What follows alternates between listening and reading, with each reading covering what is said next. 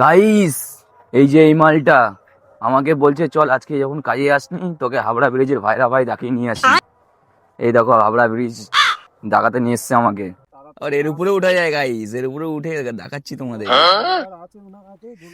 আর চারিদিকে শুধু ভেড়ি আর ভেড়ি, মাছ চাষ হয়।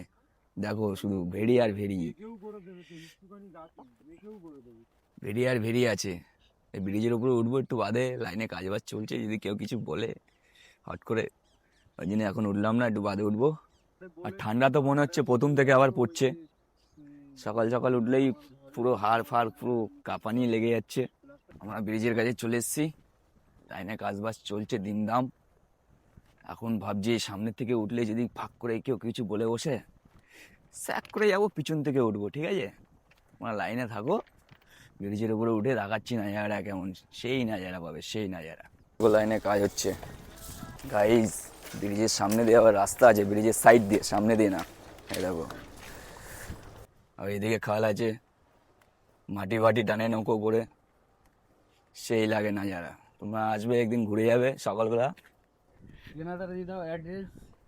না, অ্যাড্রেসটা কমেন্টে জিজ্ঞাসা করলে দেবো, কমেন্টে লেখো, যদি যারা যারা আসবে অ্যাড্রেস পুরো দিয়ে দেবো, চলে আসবে সকালবেলা গাইস। চ গাইস, এই যে দুখানা সিঁড়ি দুপাশ থেকে, চ ভাই তুই আগে ওঠ। না চলো